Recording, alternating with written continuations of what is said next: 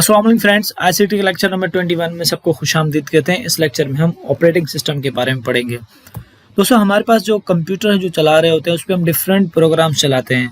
तो उन प्रोग्राम्स को हमारे कंप्यूटर के ऊपर चलाने वाला एक हमें सॉफ्टवेयर चाहिए जिसको हम ऑपरेटिंग सिस्टम कहते हैं। और ये ऑपरेटिंग सिस्टम एक मैनेजर की तरह काम कर रहा होता है। इसका काम सबको कंट्रोल करना होता है, सबको रिसोर्सेज अलोकेट करना होता है। यानी कि जो भी हम सॉफ्टवेयर चलाएंगे अपने कंप्यूटर के ऊपर, उनको हार्डवेयर और सॉफ्टवेयर इन दोनों के बीच में जो कम्युनिकेशन होगा वो आपके ऑपरेटिंग सिस्टम के थ्रू ही होगा। आज के इस लेक्चर के अंदर जो कंटेंट्स हैं वो है operating system, functions of operating system, real time operating system, single user single tasking, single user multitasking, multi user multitasking operating systems. सबसे पहले ये जानते हैं कि ऑपरेटिंग सिस्टम खुद क्या है। ऑपरेटिंग सिस्टम जो है आपके कंप्यूटर हार्डवेयर और बाकी जो भी सॉफ्टवेयर्स हैं, जो भी प्रोग्राम्स हैं, उन दोनों के बीच में कम्युनिकेशन करवाने वाला एक सिस्टम सॉफ्टवेयर है। और इसके बगैर आपके पास जो हार्डवेयर है या बाकी प्रोग्राम्स हैं वो किसी काम के नहीं हैं, क्योंकि यही ऑपरेटिंग सिस्टम होता है जो कि एज ए मैनेजर काम कर रहा होता है और इन सब चीज़ों को कंट्रोल कर रहा होता है। ऑपरेटिंग सिस्टम के 3 मेन फंक्शंस होते हैं। सबसे पहला फंक्शन होता है स्क्रीन के ऊपर डिस्प्ले करवाना, ताकि यूजर जो है उस इंटरफेस को देखकर कोई टास्क परफॉर्म कर सके। दूसरा टास्क होता है मेन मेमोरी के अंदर प्रोग्राम्स को लोड करवाना। ये ऑपरेटिंग सिस्टम का काम होगा। अब यहाँ पर मेन मेमोरी क्या है? मेन मेमोरी आपकी जो है वो रैम है। ऑपरेटिंग सिस्टम के फंक्शंस को देख लेते हैं। सबसे पहला फंक्शन होता है बूटिंग। बूटिंग यानी कि कंप्यूटर को स्टार्ट करवाने का प्रोसेस। इसके 2 टाइप्स हैं, एक होता है कोल्ड बूट और दूसरा होता है वार्म बूट। कोल्ड बूट कहेंगे जब आपका कंप्यूटर बिल्कुल ही बंद हो और उसको हम अभी ऑन करें, इसको हम कोल्ड बूट कहेंगे। लेकिन आपका कंप्यूटर ऑन है और फिर आप इसको रीस्टार्ट करवा रहे हैं तो उसको हम वार्म बूट कहेंगे। अब रीस्टार्ट क्यों हम करते हैं? मिसाल के तौर पर कुछ ऐसे सॉफ्टवेयर्स होते हैं जिनको इंस्टॉल करने के बाद वो रीस्टार्ट मांग रहा होता है, या फिर कंप्यूटर हैंग हो जाए तो हम उसको रीस्टार्ट कर देते हैं, तो उसको हम वार्म बूट कहेंगे। फिर आता है यूजर इंटरफेस। अब यूजर इंटरफेस क्या है?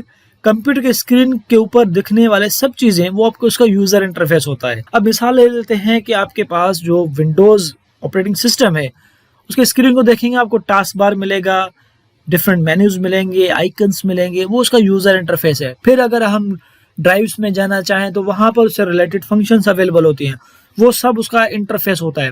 माइक्रोसॉफ्ट वर्ड में हम आ जाएं तो माइक्रोसॉफ्ट वर्ड के अंदर आप आएंगे तो उसमें डिफरेंट मेन्यूज होंगे, रिबन होगा, डिफरेंट फंक्शंस होंगे और उसका पूरा बॉडी जो होगा वो जो भी स्क्रीन पे दिखेगा वो सब उसका यूजर इंटरफेस है। इसी तरह से आप VLC मीडिया प्लेयर को देख लें तो ये इसका अपना एक यूजर इंटरफेस है जहां पर यूजर इंटरैक्ट करके अपना कोई काम कर रहा होता है। यूजर इंटरफेस के 2 टाइप्स हैं, एक होता है कमांड लाइन इंटरफेस, दूसरा होता है graphical user interface. Command line interface में क्या होगा कि आपको कमांड्स टाइप करने होते हैं और इसमें बहुत ही टेक्निकल लोगों की जरूरत होती है। हाँ, आम खास जो है इस पे काम नहीं कर पाते। ट्रेंड लोग इसके ऊपर काम करते हैं क्योंकि वो उनको सारे वो कोड्स याद होते हैं। GUI में क्या होता है कि बटन, मेन्यूज, विंडोज, आइकन्स और ग्राफिकल ऑब्जेक्ट्स को इस्तेमाल करते हुए यूजर अपने टास्क परफॉर्म करते हैं और ये बहुत ही फ्रेंडली होता है, जिसपे काम करना बहुत ही ईजी होता है। फीचर नंबर 3 में आता है program execution, program management and multitasking. Feature number 3 में आता है program execution, program management and multitasking. Operating system का काम ये होता है, इसकी रेस्पॉन्सिबिलिटी होती है कि जो भी प्रोग्राम उसने एग्जीक्यूट करवाना है तो वो सबसे पहले वो रैम के अंदर लोड करवाएगा। लोड करवाने के बाद जो आपके ऑपरेटिंग सिस्टम जो है वो सपोर्ट करते हैं मल्टीटास्किंग। अब मल्टीटास्किंग में क्या होता है कि आप एक वक्त पे बहुत सारे टास्क परफॉर्म कर सकते हैं। जैसे कि आपने माइक्रोसॉफ्ट वर्ड खोल दिया, बैकग्राउंड में जो आपने म्यूजिक चला दिया, प्रिंट कमांड दे दिया, 3-4 आपके टास्क एट ए टाइम जो परफॉर्म हो रहे होंगे तो उसको हम मल्टीटास्किंग बोलते हैं। उनमें क्या होता है कि जिस प्रोग्राम के ऊपर आप काम कर रहे होंगे वो कहलाएगा आपका फोरग्राउंड प्रोग्राम होगा और बाकी आपके प्रोग्राम जो है वो बैकग्राउंड में चल रहे होंगे। और ये भी आपको मैं बताता चलूं कि बैकग्राउंड में अगर आप कोई भी आप टास्क परफॉर्म नहीं कर रहे हैं लेकिन फिर भी बैकग्राउंड में बहुत सारे प्रोग्राम्स होते हैं जो कि चल रहे होते हैं, जैसे कि नेटवर्क आपका चल रहा है, ब्लूटूथ आपका चल रहा है और जो कि हमें नजर नहीं आते लेकिन वो चल रहे होते हैं, बैकग्राउंड में वो प्रोसेस हो रहे होते हैं। फिर हमारे पास आता है मेमोरी मैनेजमेंट। मेमोरी मैनेजमेंट में क्या होता है कि ऑपरेटिंग सिस्टम ये इंश्योर करवाता है कि आपके पास जो रैम लगा हुआ है उसका बेहतरीन इस्तेमाल हो रहा है और इसको मॉनिटरिंग करने का भी काम आपके ऑपरेटिंग सिस्टम का होता है। उसके अलावा जो भी आप टास्क परफॉर्म करेंगे तो उस टास्क को मेमोरी के अंदर लोड तो करेंगे, लेकिन उस मेमोरी के अंदर एक लोकेशन प्रोवाइड करेगा, असाइन करेगा कि डेटा नंबर 1 जो है वो स्लॉट नंबर 1 पे बैठेगा, डेटा नंबर 2 जो है वो जाके 5 पे बैठेगा। तो ये इस तरह से हर एक डेटा को एक लोकेशन भी असाइन कर रहा होता है। लोकेशन भी असाइन करेगा और उसके अलावा उसको मॉनिटर भी करेगा, और ये तब तक उसको मॉनिटर करेगा जब तक वो प्रोसेस खत्म ना हो जाए। चलिए पढ़ते हैं रिसोर्स मैनेजमेंट। रिसोर्स मैनेजमेंट, अब रिसोर्सेज क्या है, यानी कौन सी चीज़ें हमारे पास अवेलेबल है। मेमोरी होगा, उसके बाद एलईडी, एलसीडी या मॉनिटर, फिर हमारे पास स्टोरेज डिवाइसेस, प्रिंटर है, स्कैनर है, माउस है, कीबोर्ड है। अब कौन सा प्रोग्राम कौन से रिसोर्स को इस्तेमाल करेगा, ये ऑपरेटिंग सिस्टम में असाइन करेगा। मिसाल ले लेते हैं, अगर हमने एक पेज प्रिंट निकालना है तो वो प्रिंटर की तरफ उसको भेजेगा, प्रिंटर ही से ही वो डेटा हमारे पास हार्ड फॉर्म में हमें मिलेगा। लेकिन अगर मुझे मूवी देखनी है तो मूवी के अंदर देखें वीडियो भी है और ऑडियो भी है। ऑडियो स्पीकर्स में से आएगा, यानी कि ऑडियो का जो पार्ट है वो स्पीकर्स को यूज़ करेगा, और जो वीडियो का जो पार्ट है वो आपके एलईडी या एलसीडी या फिर मॉनिटर को इस्तेमाल करेगा। अब यहाँ पर हम एक एग्जांपल ले लेते हैं कि मुझे एक मूवी देखनी है। अब देखें, मूवी में आपके पास ऑडियो भी होगा और वीडियो भी है।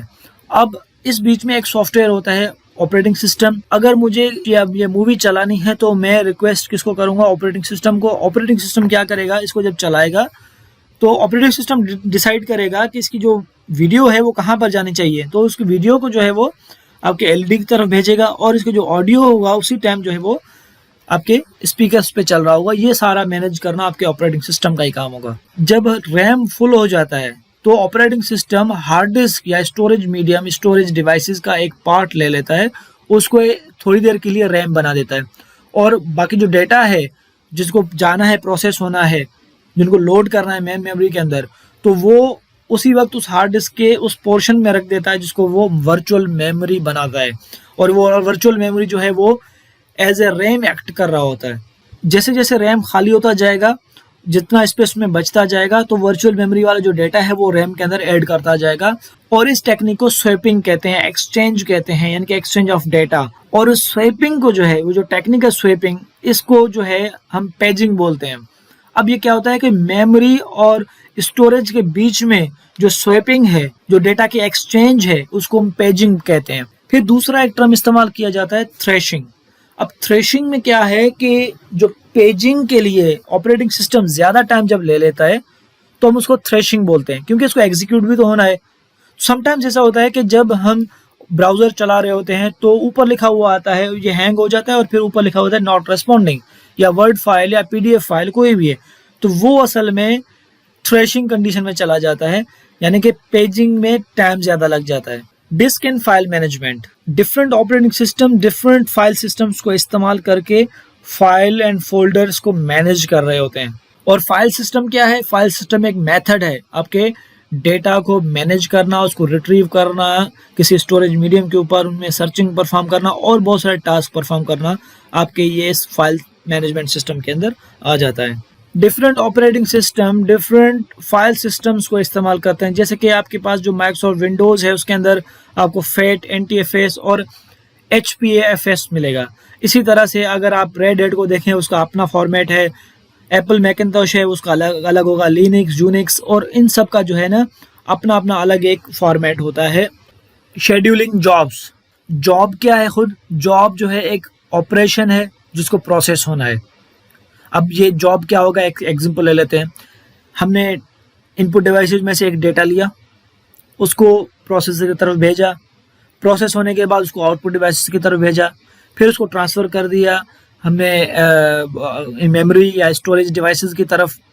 तो ये क्या है, डिफरेंट जॉब्स हैं, छोटे छोटे जॉब्स हैं, और कौन सा जॉब कब परफॉर्म किया जाएगा उसकी शेड्यूलिंग का काम आपके ऑपरेटिंग सिस्टम का होगा। यानी कि ये जॉब को शेड्यूल करेगा।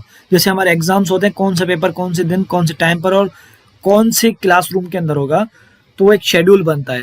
तो वो जो है सेम यहाँ पर ऑपरेटिंग सिस्टम का भी यही काम होगा कि डिफरेंट जॉब्स को डिफरेंट ऑर्डर्स जो है वो प्रोवाइड करना कि कौन सा जॉब कब परफॉर्म होगा और कहाँ पर परफॉर्म होगा, कौन सा, फिर ये उसका फीचर अलग है कि कौन से रिसोर्स के थ्रू होगा। और ये लाजमी नहीं है कि जॉब नंबर 1 आया है तो इसी को ही पहले प्रोसेस होना है। अब एक छोटा सा एग्जांपल ले लेते हैं कि एक हॉस्पिटल में डॉक्टर मुख्तलिफ मरीजों को देख रहा है।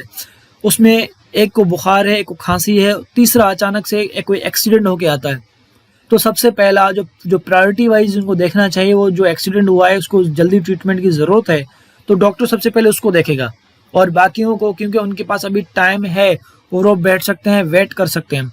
तो इस तरह से मल्टी यूज़र ऑपरेटिंग सिस्टम जो होते हैं वो इस चीज़ को फोकस कर रहे होते हैं कि जो जिस चीज़ की प्रायोरिटी ज़्यादा होगी उसी को पहले यूज़ करेंगे। जॉब शेड्यूलिंग के 3 मेन टाइप्स हमारे पास अवेलेबल होती हैं। एक होता है फर्स्ट कम फर्स्ट सर्व।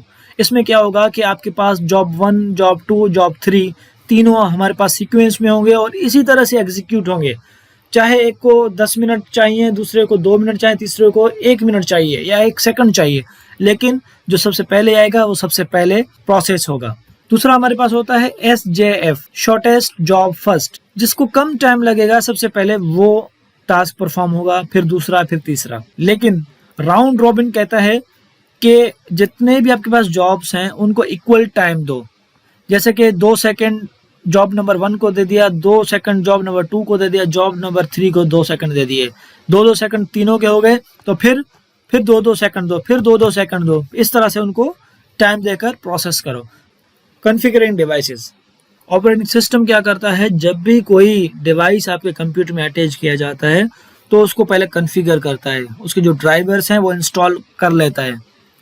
जो भी हमारे पास डिवाइसेस हैं, माउस है, कीबोर्ड है, आपके पास मॉनिटर है, प्रिंटर है, स्कैनर, इवन आपके पास जो यूएसबी है, एक अगर मेमोरी वाली जो यूएसबी हम इस्तेमाल करते हैं वो भी जो है उसके भी ड्राइवर्स होते हैं, उसको भी इंस्टॉल होना लाजमी होता है। तो ऑपरेटिंग सिस्टम आपका ये काम कर रहा होता है। और आजकल तो ऐसे डिवाइस आ गए हैं वो प्लग एंड प्ले आ गए हैं, लेकिन वो जो प्लग एंड प्ले भी होते हैं वो प्लग एंड प्ले भी जब लगते हैं तो ऑटोमेटिक उसके जो है ना ऑपरेटिंग सिस्टम उसके ड्राइवर्स आपके कंप्यूटर के अंदर इंस्टॉल कर देता है, तभी वो चल पाते हैं, अदरवाइज उनका चलना नामुमकिन है। Sharing data information. आपके पास जो कंप्यूटर है उसके अंदर जो रैम लगा होता है इसके अंदर एक स्पेस बना हुआ होता है, एक टेम्पररी स्पेस बना हुआ होता है जो कि कॉपी करने के लिए काम आता है, और इसको हम कहते हैं क्लिपबोर्ड। तो आप जब भी कोई चीज़ कॉपी करते हैं, कोई भी आइटम कॉपी करते हैं, चाहे वो छोटी सी कोई डेटा हो या कोई बड़ा सा कोई सॉफ्टवेयर हो, जब भी आप कॉपी करेंगे तो वो कॉपी जो है वो आपके रैम के उस हिस्से में चला जाएगा, उस स्पेस में चला जाएगा जिसको हम क्लिपबोर्ड बोलते हैं। और ये जो क्लिपबोर्ड है इसको इस्तेमाल किया जाता है डिफरेंट एप्लीकेशंस या डिफरेंट फोल्डर्स या डिफरेंट डायरेक्टरीज में डेटा को ट्रांसफ़र करने के लिए इस्तेमाल हम इसको करते हैं। ऑपरेटिंग सिस्टम का काम यूटिलिटीज़ प्रोवाइड करवाना भी होता है, जिसके अंदर इमेज व्यूअर है, प्रोग्राम अनइंस्टॉलर या installer, antivirus, firewall, backup, screen saver और बहुत सारे जो है यूटिलिटीज़ होते हैं जो कि आपके ऑपरेटिंग सिस्टम को या आपके जो कंप्यूटर की जो मॉनिटरिंग है उसमें जो काम आते हैं। ज़्यादातर इसके अंदर जो वो सॉफ्टवेयर्स होंगे, वो प्रोग्राम्स होंगे जो कि आपके कंप्यूटर की हेल्थ, आपकी मॉनिटरिंग वगैरह को ऑब्जर्व कर रहे होते हैं। ऑपरेटिंग सिस्टम के बहुत सारे एग्जांपल्स यहाँ पर दिए गए हैं, जैसे कि MS DOS है माइक्रोसॉफ्ट का, और इसके अलावा PC DOS है IBM का, और विंडोज़ है माइक्रोसॉफ्ट के, और इसके अलावा लिनक्स है, यूबंटू है, मैक ऑपरेटिंग सिस्टम है। तो ये बहुत सारे जो है ना आपके पास ऑपरेटिंग सिस्टम्स अवेलेबल हैं जो कि हम डेली बेसिस पर यूज़ कर रहे होते हैं। फिर हम आते हैं ऑपरेटिंग सिस्टम के टाइप्स की तरफ, जिसमें हमें 4 टाइप्स मिलते हैं। Real time, single user single tasking, single user multitasking, multi user multitasking. Real time operating systems ये वो सिस्टम सॉफ्टवेयर्स हैं जो कि बहुत ही फास्ट होते हैं, छोटे ऑपरेटिंग सिस्टम्स होते हैं। इनके पास ऑप्शन नहीं होता टाइम ज़्यादा लेने का, जो टाइम स्पेसिफाई किया गया है उसी टाइम में उस प्रोसेस को पूरा करना है, क्योंकि ये यूज़ ही ऐसे एरियाज में होते हैं जहां पर टाइम ज़्यादा लगाना अलाउ ही नहीं है। अब मिसाल ले लेते हैं आपके एयरलाइंस के अंदर, तो वहां पर ऑप्शन आपके पास नहीं है। आपके रेलवेज के अंदर जो ऑटोमेटिक जो रेलवेज हैं तो उसके अंदर आप देखें वहां पर भी जो सिग्नल्स हैं जो पास किए जाते हैं, टाइम कैलकुलेशन है, तो अगर टाइम कैलकुलेशन का आगे पीछे हो गया तो आपकी जो प्लान है वो क्रैश हो सकता है और आपके पास जो ट्रेन है उनका एक्सीडेंट, कॉलिजन हो सकता है। फिर आपके पास जो गाड़ियों के अंदर जो ट्रैकर लगे हुए होते हैं उनका भी रियल टाइम होता है।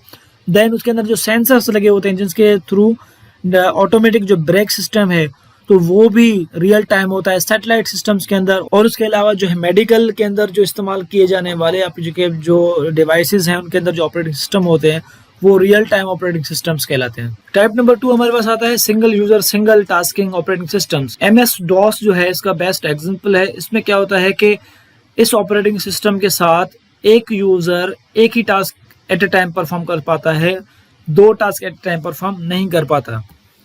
फिर आते हैं हमारे पास single user multitasking operating system. जैसे हमारे पास विंडोज है, मैक ऑपरेटिंग सिस्टम है, तो ये इसमें हम at a time multiple task perform कर सकते हैं, लेकिन उसका यूजर एक होगा। फिर हमारे पास आते हैं मल्टी यूजर मल्टीटास्किंग। अब ये क्या है कि आपके एक ही ऑपरेटिंग सिस्टम को बहुत सारे सिस्टम्स, बहुत सारे यूजर्स एट ए टाइम इस्तेमाल कर पाते हैं।